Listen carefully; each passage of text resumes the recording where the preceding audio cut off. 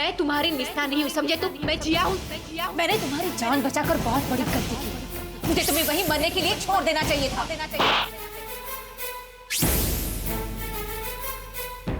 ये मेरा घर है, मेरा ससुराल, और वो मेरा पति।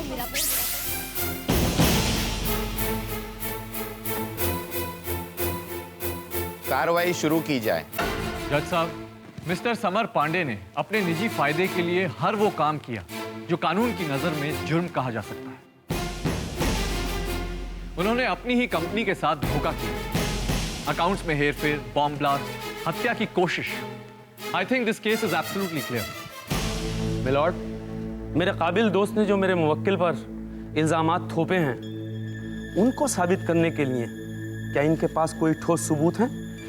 जज साहब, मिस्टर रंजीत एक बहुत ही लायक वकील है, लेकिन इस बात को साबित करने के लिए कोई ठोस सबूत नहीं है।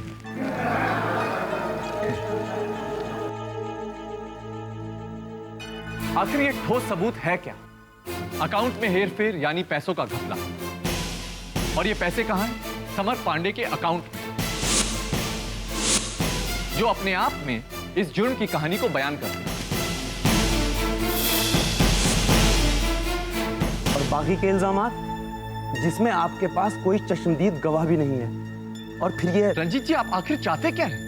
हाँ?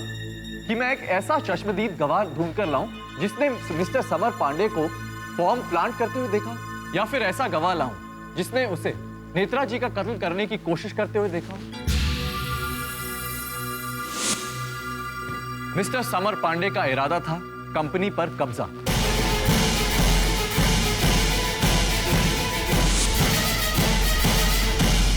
भला समर को उस पर कब्जा करने की क्या जरूरत है? लालच। पैसे की हवस इंसान से क्या नहीं करवा सकती। लीगली वो शायद पांडे ग्रुप के आधे मालिक हैं, लेकिन अपनी कोशिश से उन्होंने पांडे ग्रुप के पूरे मालिक बनने की कोशिश की। ब्लास्ट करवा के इंश्योरेंस क्लेम किया, नेत्रा के कत्ल के इल्जाम में अपने भाई शेखर को फंसाया। इतनी स्कीमिंग, इतनी प्लानिंग। मिस्टर रंजीत, आंखें बंद करके देखने वाले को अंधा नहीं, ना समझ कहते हैं।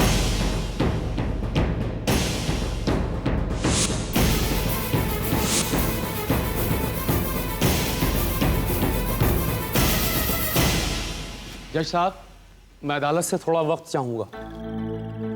मेरे फाजिल वकील ने जो मेरे मुवक्किल पर इल्जामात लगाए हैं वो काफी संगीन हैं। उनके सबूत जुटाने में मुझे थोड़ा वक्त चाहिए।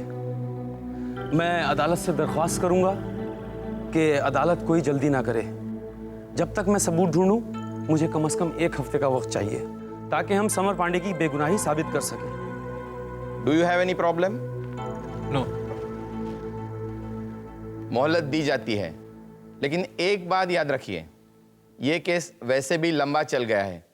अगली हियरिंग इस केस की लास्ट हियरिंग होगी। आप लोग तैयार होकर आइएगा। The court is adjourned till next week.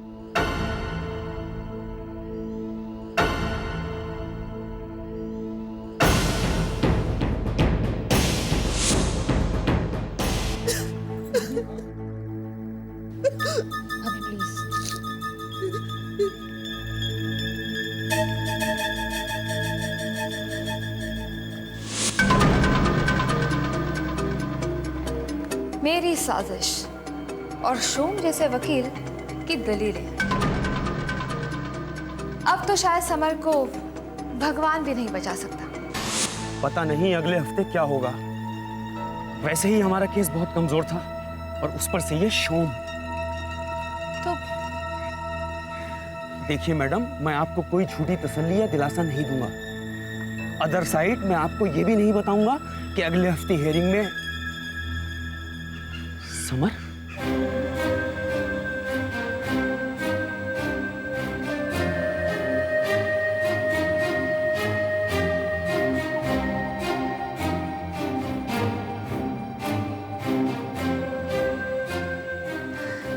भैया, भाभी,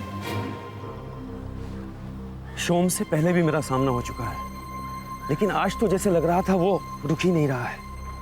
ऐसा लग रहा था जैसे समर से उसकी कोई पुरानी दुश्मनी हो। वो तो अच्छा है कि हमें 1 हफ्ते का समय मिल गया। वरना तो आज ही शायद ये मुकदमा खत्म हो गया होता। अब तो भगवान से ही कहिए कि कोई वो चमत्कार दिखा दे, वरना तो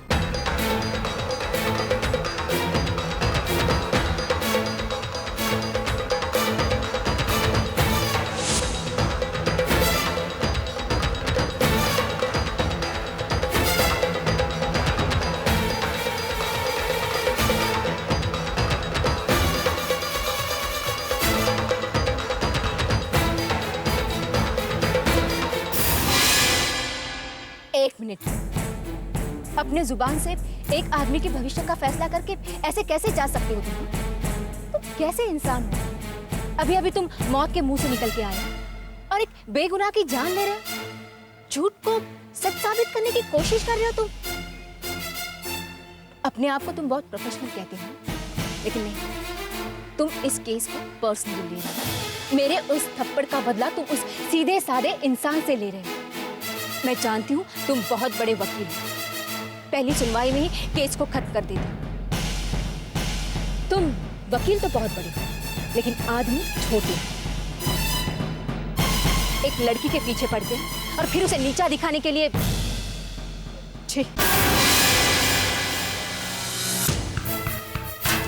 क्या कर रहे हो तुम? हाथ छोड़ो मेरा। अरे क्या कर रहे हो तुम?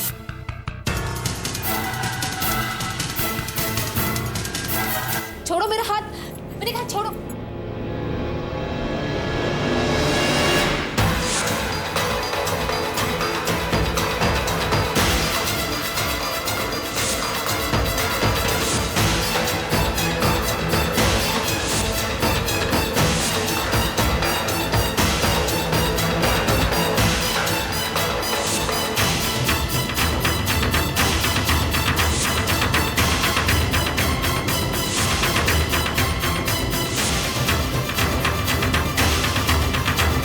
मुझे धोखेबाज कह रही थी ना? देखो इसे, देखो। अब तुम अपने आप को क्या कहोगी? हाँ, मैं एक बेगुनाह को सजा दिला रहा? हाँ, नहीं, मैं तो खुद एक बेगुनाह हूं जिसे तुम्हारी की सजा मिल रही है, तुम्हारे फरेब की, तुम्हारे धोखे की, और वो भी बिना कार्रवाई, बिना सुनवाई, सीधा फैसला। बस यूं छोड़ दिया मुझे। ऐसे तो मैं क्लाइंट्स भी नहीं बदलता, और तुमने मुझे अपने प्यार को बदल दिया। तो फिर मेरी जान क्यों बचाई निस्ना? निस्ना क्यों बचाई मेरी जान?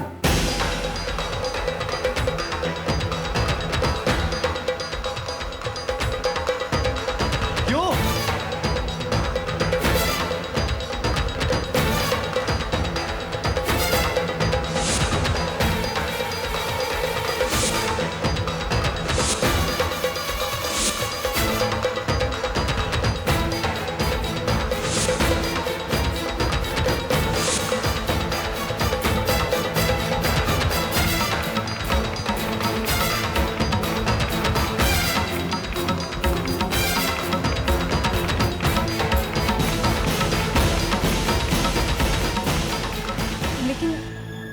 मैं जानती हो कितना प्यार करता था मैं तुमसे, कितना प्यार, और तुमने मुझे ही छोड़ दिया। अगर कोई धोखेबाज है तो वो तुम हो निस्ना, इसलिए मुझे दोबारा कुछ मत कहना। मैं तुम्हारी निस्ना नहीं हूं, समझे तुम?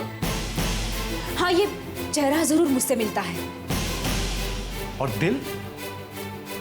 क्या तुम कभी मनाली नहीं गई? हाँ? क्या तुमने मुझे पहले कभी नहीं देखा? क्या तुमने कभी मुझसे बात नहीं की? तुम कब तक इसे झुठलाओगी निस्ना? निस्ना!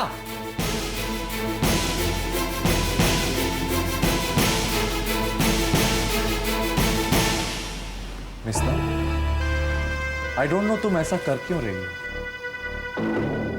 लेकिन एक बार फिर मुझसे प्यार करने पर मजबूर करूंगा।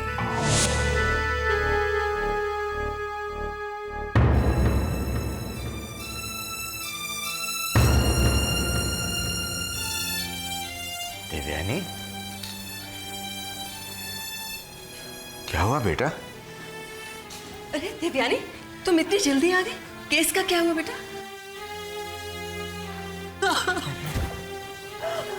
क्या हुआ डब्बू? तू रो क्यों रही है?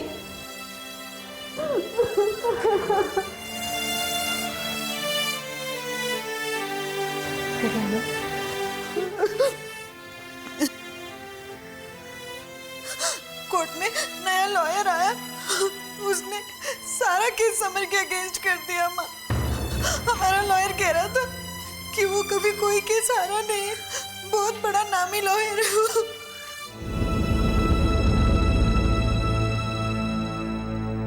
जी आ गए।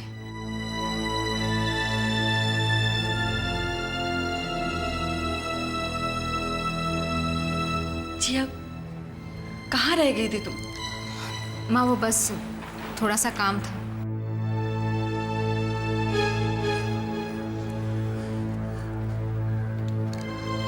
भाभी कुछ नहीं होगा, केस हम ही जीतेंगे।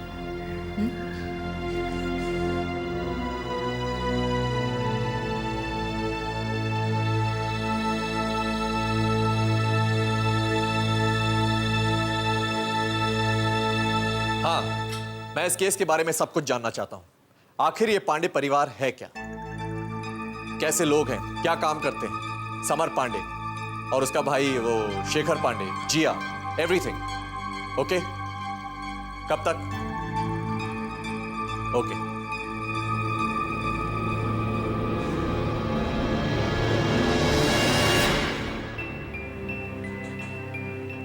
क्या रिश्ता हो सकता है इन दोनों का? क्यों मानस रूबी से मिला था? क्या मानस रूबी से मिला हुआ है? इतना बड़ा धोखा। आखिर मानस ने ऐसे किया क्यों? पता लगाना होगा। शेखर, मुझे तुमसे एक जरूरी बात करनी है। कहो, क्या बात है? शेखर, मैं अकेले बैठे बैठे बोर हो जाती हूँ। तुम रोज सुबह ऑफिस चले जाते हो और वापस आने का कोई टाइम फिक्स नहीं होता। मैं अकेले क्या करूँ? नेत्रा, तुम साफ साफ कहो, तुम कहना क्या चाहती हो? शेखर, मुझे मिस्टर मलिक का फोन आया था। उनके साथ मैंने 6 फिल्में की है। तो उन्होंने मुझे एक रोल ऑफर किया है। It's a award winning role. एक मिनट, कहीं तुम वापस फिल्में ज्वाइन करने के बारे में तो नहीं सोच रही? शेखर, ऐसा ऑफर बार बार नहीं मिलता, और फिर मैं थोड़ी किसी से काम मांगने गई थी। उन्होंने खुद मुझे फ़ोन किया है। तो नेत्रा, इसके बारे में तुम्हें पहले सोचना चाहिए था। तुम फिल्में नहीं करोगी। Why not? क्या मेरी जिंदगी पर मेरा कोई हक नहीं? Why can't I decide on my own कि मुझे क्या करना है? देखो नेत्रा, जहाँ तक मुझे याद है, तुम एक शादीशुदा जिंदगी व्यतीत करना चाहती थी। तुम ही कहती थी ना, I am fed up of films and all that. अब तुम पांडे खानदान की बहू हो, फिल्मों का भूत अपने सिर से उतार दो।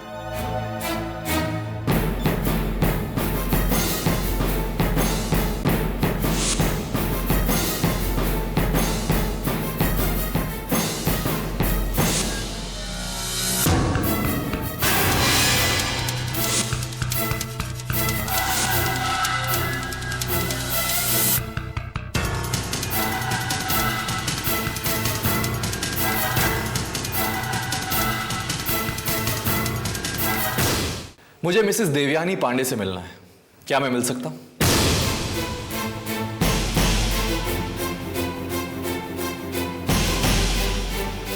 आप? मैं आए?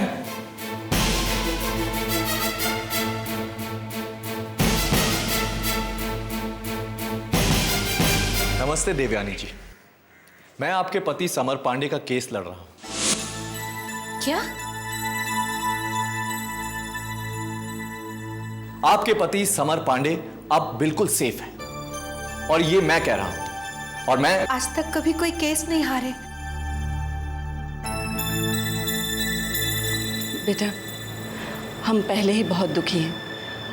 हमारी बेबसी का मजाक मत उड़ाओ प्लीज। आंटी जी, मैं दुनिया का सबसे शरीफ आदमी हूं। मैंने अग्रवाल जी से बात कर ली है, उन्हें इस बात से कोई एतराज नहीं। उन्हीं का होगा। देवयानी जी, फोन लीजिए।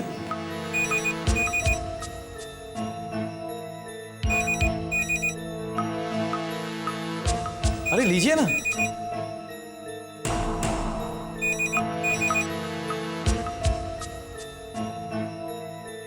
हेलो, मैं एडवोकेट रंजीत अग्रवाल बोल रहा हूँ। शोम जी मेरे पास आए थे and you know he wants to fight your case. मुझे कोई एतराज नहीं है, मुझे पूरी उम्मीद है कि वो इस केस को जरूर जीतेंगे।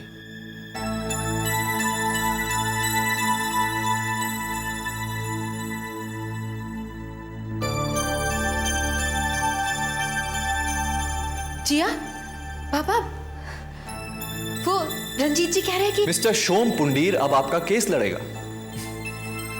मिस्टर पांडे, मैं अब सच जान गया। समर पांडे बिल्कुल बेकसूर है और साबित भी यही होगा।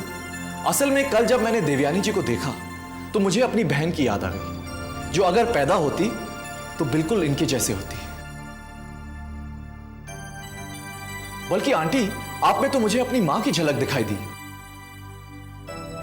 देवयानी की माँ मैं हूं। तो हाँ, आप में भी तो मेरी मॉम की झलक है। You know, moms are great. वो सारी एक ही सी दिखती हैं। अरे आप लोग ऐसे हैरान क्यों हैं? मैं आप लोगों का केस लड़ रहा हूं ना, और समर को बचा कर लाऊंगा। Come on, cheer up. आपको पूरा यकीन है कि मेरा समर पांडे बेकसूर है? जी, आपका बेटा सीधा साधा साधु है, फंस गया है, पर बेफिक्र रहिए, बच भी जाएगा। और आपकी फीस?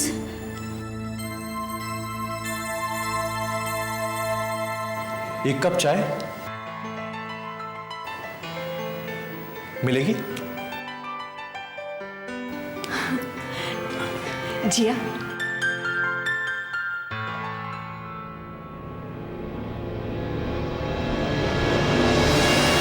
ये शोम पुंडीर को हुआ क्या है? अचानक वो हमें कैसे छोड़ सकता है? पता लगा कि ये किसकी चाल है। आखिर हुआ क्या है?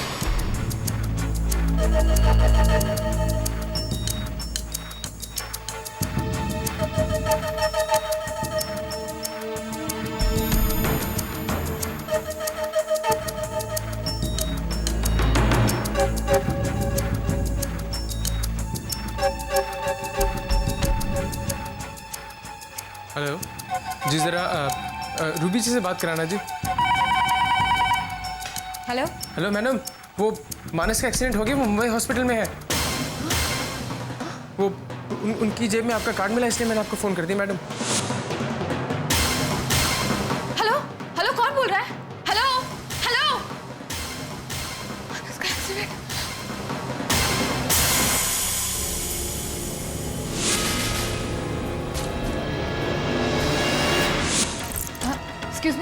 एक्सक्यूज मी, यहाँ पर एक एक्सीडेंट केस आया हुआ है। कोई आदमी उसे यहाँ पर लेके आया है। बता सकते हैं कहाँ पे वो? एक्सक्यूज मी, क्या हुआ? मैं अपने बेटे के बारे में पूछ रही हूँ और आप फोन पे बात कर रही हैं। पेशेंट का नाम क्या है? मानस।